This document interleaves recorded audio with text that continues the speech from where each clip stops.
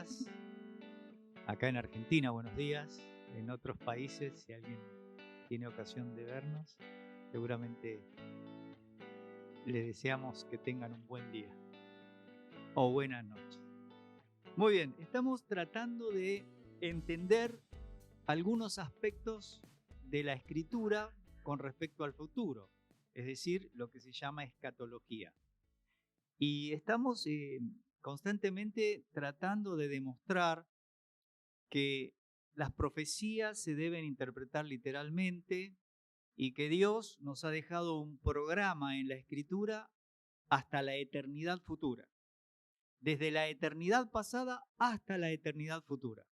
Y la lección que nos tocaría hoy es tratar de mirar las fiestas que va a haber en el tiempo del milenio y cómo va a ser la adoración. No vamos a detenernos en los detalles, pero sí vamos a mirar lo global. Así que vamos a mirar este tema con los propósitos siguientes. ¿Cuáles serán los propósitos del templo y del culto en el milenio? Y eso nos lleva a pensar, hay un sacerdocio. Lo que vemos es que ahora es el linaje de Sadoc. Como hemos dicho y vamos a repetir siempre, la Escritura dice que cambia el de Abiatar por el de Sadoc. Pero también aparece un príncipe que va a oficiar los sacrificios y la adoración, cosa que estaba prohibida en el tiempo del sacerdocio levítico. Y eso va a mostrar que no es cierto que se vuelve al culto levítico. Segundo aspecto importante es qué diferencias hay con los sacrificios que había en el tiempo de Aarón. Y finalmente vamos a tratar de ver que hay sacrificios literales y a tratar de concluir este otro aspecto del milenio, remarcando lo que dijimos al principio, cómo se debe interpretar la escritura. Primero que nada, los propósitos diferenciales en el culto. Primero es demostrar que la santidad de Dios siempre es igual, no tiene cambios, pero que la fidelidad de Dios para respetar lo que ha dicho a Abraham, a Isaac, a Jacob, a David, el nuevo pacto, todo lo que él ha dicho, eso se va a cumplir. Dios es fiel. Lo segundo es que Dios va a diseñar un lugar adecuado para que regrese la gloria de Dios. Por lo general, las personas que niegan el milenio, llámese amilenialista o llámese pactista en general, sí aceptan que la gloria de Dios se va en los primeros 10 capítulos, pero nunca aceptan que la gloria de Dios va a volver a la tierra. Y eso es muy importante. ¿Por qué? Porque algunos de ellos pretenden, a través de una interpretación incorrecta del capítulo 11 de Romanos, hacernos creer que Dios tiene un solo pueblo, que hoy la iglesia e Israel es lo mismo. Y la verdad es que eso no está en Romanos 11, lo vamos a ver en otro momento. Pero la gloria de Dios va a regresar. Y Ezequiel 43, 7 dice que en ese templo, no en personas, en ese templo terrenal va a volver la gloria de Dios. Como se fue del templo terrenal, vuelve a un templo terrenal. Y eso solamente puede cumplirse si el milenio es verdad. Vamos a ver también que el propósito diferencial es no sacrificios para salvación o para cubrir los pecados como era el sacerdocio aarónico o levítico, sino como un recordatorio del perfecto sacrificio del Señor Jesucristo y del nuevo pacto. Esto es importante. La cena del Señor es una recordación, la hacemos en memoria de, de la misma manera, así como los sacrificios aarónicos miraban hacia adelante, como dice Romanos 3:25, estos sacrificios van a mirar hacia atrás, al perfecto sacrificio que ya hizo el Señor Jesucristo, como dice el libro de los Hebreos. Y vamos a tratar de recordar que esta ciudad que se va a llamar donde Dios vive, donde Jehová está presente, Jehová Sama, es el centro digno para el gobierno de Dios sobre Israel y las naciones, no sobre la iglesia. La iglesia no está contemplada en el Antiguo Testamento, era un misterio, algo que no había sido revelado nunca. Y Pablo dice en Efesios 2 que ahora es revelado este misterio, a través mío, dice. Por lo tanto, todo lo anterior tiene que ver con Israel y las naciones gentiles. ¿Por qué? Porque Dios tiene que bendecir lo que le dijo a Abraham, a todas las naciones. Seguimos. Y finalmente, bueno, la tierra ha sido maldecida por el pecado. Entonces esta tierra va a ser una tierra sin la maldad de lo que produjo el pecado de Adán, y va a tener paz, va a tener provisión y va a tener sanidad para las naciones. Y eso tiene que ser literal, no hay otra manera de interpretarlo. Muy bien, vamos entonces a ver textos que aseguran sacrificio en el culto del milenio. Miren Isaías 56, 6 al 8. A los hijos de los extranjeros que sigan a Jehová para servirle y que amen el nombre de Jehová para ser sus siervos, a todos los que guarden el día de reposo para no profanarlo y abracen mi pacto, yo los llevaré a mi santo monte, es decir, el lugar donde Dios va a estar reinando, y los recrearé en mi casa de oración. Sus holocaustos y sus sacrificios serán aceptos sobre mi altar, porque mi casa será llamada casa de oración para todos los pueblos. Esta es justo después que Nabucodonosor había destruido el templo de Salomón. Por lo tanto, esto no puede ser el mismo templo de Salomón, no vuelve hacia atrás. Dice Jehová el Señor, el que reúne a los dispersos de Israel, aún juntaré sobre él a sus congregados. Y hay algo interesante, en este mismo pasaje dice que de los hijos de los extranjeros también va a tomar sacerdotes y levitas, cosa que no estaba permitido bajo la ley mosaica. Isaías 66, porque yo conozco sus obras y sus pensamientos. Tiempo vendrá para juntar a todas las naciones y lenguas, y vendrán y verán mi gloria. Y tomaré también de ellos para sacerdotes y levitas, dice Jehová. Fíjense, está hablando de las naciones. De mes en mes, de día de reposo en día de reposo, vendrán todos a adorar delante de mí, dijo Jehová. Esto evidentemente no ha sucedido todavía. Isaías nos deja un pasaje más después, más adelante, pero vamos a mirar Jeremías 33. En aquellos días y en aquel tiempo haré brotar a David un renuevo de justicia y hará juicio y justicia en la tierra. En aquellos días Judá será salvo y Jerusalén habitará segura y se llamará Jehová justicia nuestra. Porque así ha dicho Jehová, no faltará a David varón que se siente sobre el trono de la casa de Israel. Ni a los sacerdotes y levitas faltará varón que delante de mí ofrezca holocausto y encienda ofrenda y haga sacrificio todos los días. Esto no volvió a suceder. Todavía estamos sin tener un renuevo de David. Y el Señor todavía no está haciendo esto en un templo con holocaustos y ofrendas. Por lo tanto, esto tiene que ser futuro. Y el contexto de Jeremías es futuro. Después de hablar del nuevo pacto en el 31, va indicando algunas cosas que habrá en el futuro. Vamos a mirar otro texto de Ezequiel, capítulo 20. Pero en mi santo monte, en el alto monte de Israel, dice Jehová el Señor, allí me servirá toda la casa de Israel, toda ella en la tierra. Esto solo puede suceder después que empiece el milenio, porque Israel va a ser salvo, dice el capítulo 11 de Romanos. Es decir, el remanente va a estar en ese lugar para servir al Señor. Allí los aceptaré y allí demandaré vuestras ofrendas y las primicias de vuestros dones con todas vuestras cosas consagradas. Como incienso agradable os aceptaré, cuando os haya sacado de entre los pueblos y os haya congregado de entre las tierras que estáis esparcidos, y seré santificado en vosotros a los ojos de ¿quiénes?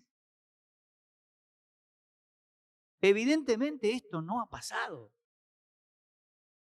Desde el momento en que el templo de Salomón es destruido, nunca más sucedió esto. Vamos a seguir mirando Ezequiel. Capítulo 43. Y me dijo, hijo de hombre. Fíjense que son prácticamente del 18 al 46, pero vamos a ver solo algunos textos. Me dijo, hijo de hombre, así ha dicho Jehová el Señor. Estas son las ordenanzas del altar el día en que sea hecho. Recuerden que Ezequiel está hablándole al pueblo que fue llevado a Babilonia. Él está en el cautiverio también con ellos. Pero el Señor lo lleva de nuevo a la tierra de Israel y le muestra estas cosas para el futuro. Y entonces dice que van a ofrecer holocausto sobre un altar que va a ser hecho y para esparcir sobre él sangre. Parecido al anterior, pero las medidas son diferentes. A los sacerdotes levitas que son del linaje de Sadoc. Esto no se pudo decir en el tiempo de David y en el tiempo de Salomón, porque estaba todavía la línea de Abiatar. Recuerden que Abiatar traiciona a David tratando de que el rey sea Adonías. Y en realidad ya había dicho David, y Dios le había mostrado que el hijo tenía que ser el que tuvo con Betsabé, después que murió ese niño cuando él mata a Urías. Y ese es Salomón. Sadoc permaneció fiel. Por esa razón, si ustedes leen Ezequiel 43, van a ver que ahí le vuelve a decir, los sacerdotes van a estar afuera, solo la línea de Sadoc, por cuanto él permaneció fiel. Entonces dice, los sacerdotes levitas que son del linaje de Sadoc, que se acerquen a mí, dice Jehová el Señor, para ministrar ante mí, darás un becerro de la vacada para expiación. Obviamente, cuando uno mira esto, dice, ¿cómo? ¿Hay expiación permanente? No, toda esta gente ya ha sido limpiada. Recuerden que el nuevo pacto indica que Dios remueve la maldad de estas personas que ingresan al milenio, les coloca el Espíritu Santo y las leyes de Dios ya están en sus mentes. O sea que nadie le va a enseñar a otra persona. Eso lo vamos a ver en 3 pasajes del Antiguo Testamento. Habacuc 2:14, Isaías 9:16 y Zacarías 13. Es más, Zacarías 13 dice que cuando alguien quiera enseñarle a otro o se ponga un manto como lo de los profetas para enseñar, sus propios padres lo van a apedrear.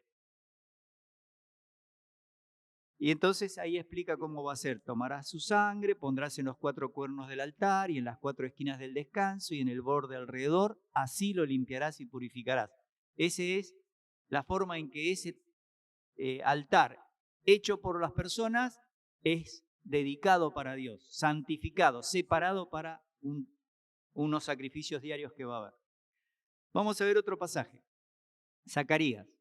Y a todos los que sobrevivieren de las naciones que vinieron contra Jerusalén en la batalla de Armagedón, obviamente, subirán de año en año para adorar al rey, a Jehová de los ejércitos, y a celebrar la fiesta de los tabernáculos. O sea que hay algunas fiestas, y eso lo vamos a tener que revisar.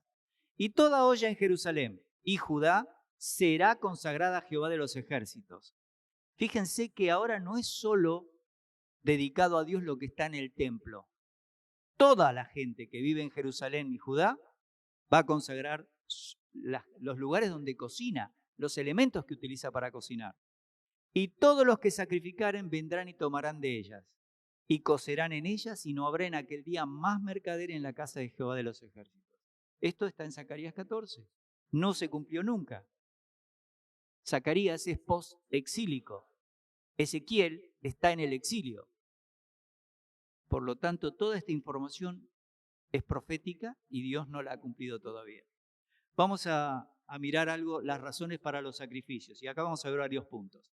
Primero, no son sacrificios conforme al sistema levítico, que era para cubrir los pecados de la nación de Israel. Recuerden el día de expiación. Los 2 machos cabríos era para rociar la sangre por los pecados del pueblo. En un macho cabrío, que era la suerte por Azazel, se colocaban las manos del pecado del pueblo que se confesaba por el sacerdote y luego se lo enviaba al desierto. Pero el otro era sacrificado y la sangre de ese se colocaba en el propiciatorio. Entonces, este es un nuevo orden. 2. Ezequiel 46 indica que hay ofrenda por los pecados, hay holocaustos, pero son como memoria, como recordatorio del sacrificio perfecto de Cristo. Tercero, hay becerros, hay carneros, hay machos cabríos en las ofrendas, pero recuerdan aspectos del sacrificio del Señor. Cuando uno piensa en el becerro, en el macho cabrío, tienen aspectos de la expiación cuando Cristo lleva el pecado voluntario. En el caso del Cordero es la inocencia con la cual Dios veía al Señor Jesucristo. Todos estos son aspectos del sacrificio del Señor. En cuarto lugar, en el milenio van a nacer personas con naturaleza pecaminosa. Por eso dice Isaías 65 que el pecador de 100 años será maldito. Los que ingresan entran con una limpieza perfecta, con el Espíritu Santo, pero los que van naciendo, hay 10 generaciones por lo menos que van a nacer, van a tener naturaleza pecaminosa. Por eso el libro de Apocalipsis 20 dice que cuando se cumplen los 1000 años, Satanás será soltado, y eso está en tiempo futuro. Y él mismo sale a engañar a las naciones. ¿Y por qué? Porque ya no hay demonios que lo ayuden. Los demonios, cuando termina la tribulación, termina la batalla de Armagedón, están en el lago de fuego y azufre directamente. 5. La sangre va a ser rociada únicamente sobre el altar del holocausto. Ya no hay un lugar santísimo para que se coloque en el arca o en el propiciatorio. Ezequiel no da lugar a esa información. No hay más. 5. Los sacerdotes que son descendientes de Leví por la línea de Aarón, reemplaza a Abiatar por Sadoc. Es decir, sigue siendo Leví cabeza de los sacerdotes por la promesa que Dios le hizo en Génesis, que ya lo hemos estudiado, y ahora, después fue confirmada por Moisés cuando baja del monte y han roto las tablas de la ley por estar adorando al becerro. 6. No es una restauración del sistema mosaico, volvemos a repetir, porque ahora hay un príncipe sacerdote que está dirigiendo los sacrificios y la adoración. Y eso en el tiempo de Israel en la tierra prometida estaba prohibido. 7. Recuerden que se cumplen los pactos incondicionales. El pacto con Abraham es incondicional. Bendecir toda la descendencia de Abraham en su simiente, en Cristo. El pacto palestino es que Israel va a tener esa tierra porque Dios se lo prometió a Abraham en Génesis 15. El pacto davídico es que un descendiente de David se va a sentar en el trono de la Jerusalén terrenal. Y el nuevo pacto indica que Dios va a habitar entre esa gente. ¿Está bien? Entonces, ese pacto mosaico que algunos dicen, no, pero no podemos volver al pacto mosaico, bueno, ese era condicional, era temporal y solamente era para regular la vida de Israel. No lo tenían los gentiles. Es más, Pablo cuando escribe Efesios 2 dice que estábamos alejados de las promesas que tenía Israel, que nosotros no teníamos ninguna parte en esas promesas, a pesar de que somos parte de la iglesia. 8. Al dar por viejo, dice Hebreos, al pacto mosaico y establecer un nuevo pacto que es incondicional porque Dios lo establece. Dios dice, ustedes no pudieron respetar mis leyes, así que los saqué de la tierra. Si la hubieran respetado, dice Deuteronomio 28, se hubieran quedado. Entonces los saqué de la tierra, pero evidentemente lo que necesito es un nuevo pacto. Y el Señor le explica a los apóstoles que es un nuevo pacto en su sangre. Esa es la garantía de que Dios va a cumplir esto. Pero todo el mundo cree que el nuevo pacto es para la iglesia. En realidad la iglesia no tiene eso. ¿Y cómo lo sabemos? Muy simple. Tenemos que estudiar la Biblia.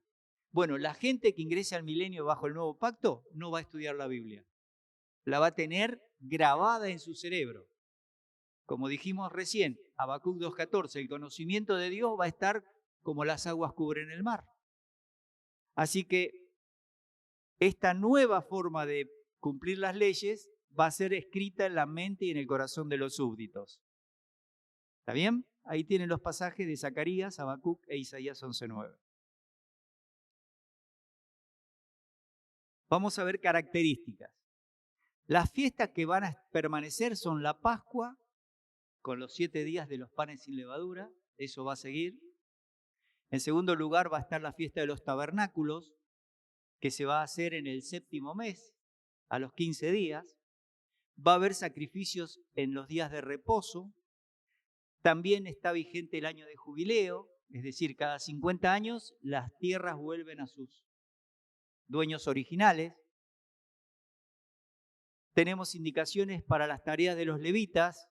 Hay una reconvención justamente a la línea de los sacerdotes que no permanecieron fieles, como dijimos. Se degrada la tarea porque los de la línea de Abiatar y muchos levitas van a ser porteros. Eso significa que no van a oficiar el culto. Se indica algunos principios de conducta. Las ropas sacerdotales van a ser de lino para que no transpiren. Cambian algunas cosas. 6. Lo que dijimos, la línea de Sadoc sobre la de Abimelec. Cámaras especiales para comer las ofrendas santas. Recuerden que en el tabernáculo no podían salir de los 22 metros por 45 que tenía. En el templo de Salomón tenían también un lugar, pero no adentro del templo. Ahora en este nuevo templo hay cámaras para que coman las ofrendas santas. 8. Importantísimo, desde este templo se va a manifestar nuevamente la gloria de Dios a todas las naciones, no solo a Israel. 9. Indicaciones para los días de luna nueva y para las asambleas solemnes. Hay sacrificios. Vuelve el año lunar. Una cosa muy curiosa, pero bueno, Dios define que eso va a ser así. Ofrendas de paz y ofrendas por el pecado y para expiación, pero cambios en la actividad de provisión de los sacrificios y en el uso de las puertas. Hay solo 3 puertas en este lugar. Una al oriente, una al norte y otra al sur. No hay al occidente una puerta. Y es el príncipe el único que puede entrar. Ahora vamos a ver algunas características. Miren, el príncipe sacerdote que oficia en los sacrificios tiene hijos. Ofrece sacrificios por su propio pecado. No ocupará la posición del sumo sacerdote ni la del rey, lo cual indica que este príncipe sacerdote no es el Señor Jesucristo. Algo más. Va a entrar por la puerta oriental, por donde regresa la gloria del Señor. Tiene una heredad y no va a tomar nada del pueblo, porque justamente Dios dice que los príncipes le robaban al pueblo. ¿Se acuerdan en la historia de Leví en 1 Samuel, cómo los hijos de Elí robaban la carne que traían para los sacrificios y menospreciaban las cosas de adoración a Dios? Y por eso mueren Ofni y Fines y muere Elí y el ministerio sacerdotal prácticamente queda un tiempo bajo el liderazgo de Samuel. Bueno, este es un vicerregente. Eso hay que estudiarlo aparte y vamos a dedicar algún día tiempo. Cosas que no hay en el culto milenial. No está el arca del pacto, lo que contenía que era la urna con maná, la vara de Aarón que reverdeció, las tablas de la ley no están. Tampoco está el propiciatorio, que era de oro puro con 2 querubines en sus puntas, no está. No hay candelero de oro, que eso era fundamental para iluminar el lugar santo. No hay mesa para los panes de la proposición, donde se colocaban los 12 panes y se cambiaba una vez a la semana. No hay velo dividiendo el lugar santo del Santísimo, ni siquiera como en el tabernáculo había un velo a la entrada del lugar santo. No hay sacrificios por la tarde. El altar del holocausto es diferente en las medidas. Podemos seguir pensando qué adiciones hay. Dios asegura que viene su gloria para siempre. Esto lo dice el Señor. Y sobre todo, si somos intérpretes literalistas de la Escritura, nos tenemos que preguntar, ¿dónde está la gloria de Dios? Para siempre. Hay aguas vivas que salen de la puerta del oriente y que forman 2 ríos que tienen árboles a sus riberas para proveer comida y sanidad. Y esto es en la Jerusalén terrenal. ¿Se repite la misma idea en la Jerusalén celestial? Sí, pero no es igual.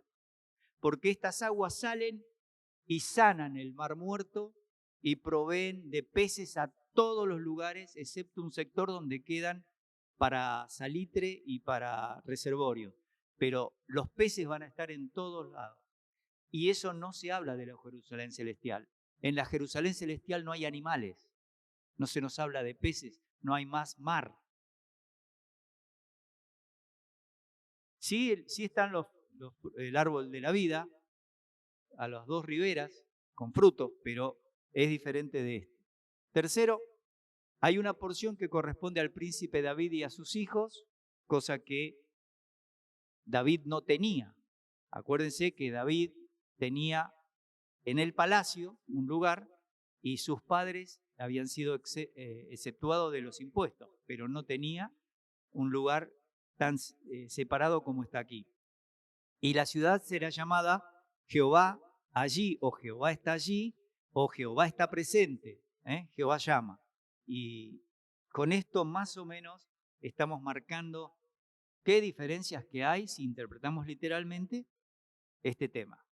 Por supuesto que quienes creen que ahora se está viviendo el milenio a esto lo consideran figurativo.